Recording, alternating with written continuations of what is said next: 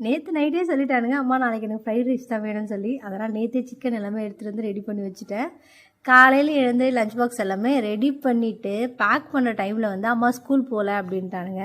என்னடா ரீசன்னு கேட்டால், இன்றைக்கி லீவு, நேற்று லீவு, இன்றைக்கி ஸ்கூலு, நாளைக்கு லீவு, பேசாமல் வந்து என்றைக்கும் லீவ் போட்டால் 3 நாள் லீவாக இருக்கும்ல அப்படின்ட்டானுங்க. சரி நானும் யோசித்து பார்த்துட்டு சரி போட்டுக்கோங்க அப்படின்ட்டேன்.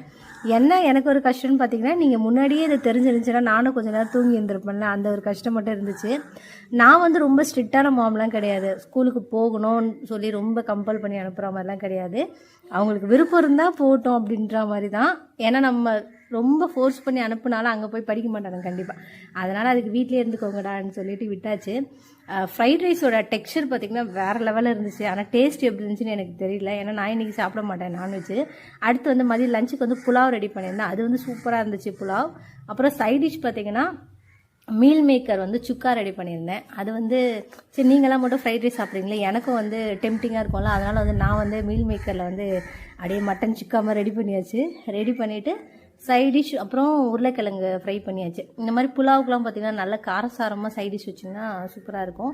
இதுதான் இன்றைக்கி வந்து காலையில் பிரேக்ஃபாஸ்ட் அப்புறம் லஞ்ச் ரெண்டுமே சேர்த்த மாதிரி சமைச்சாச்சு.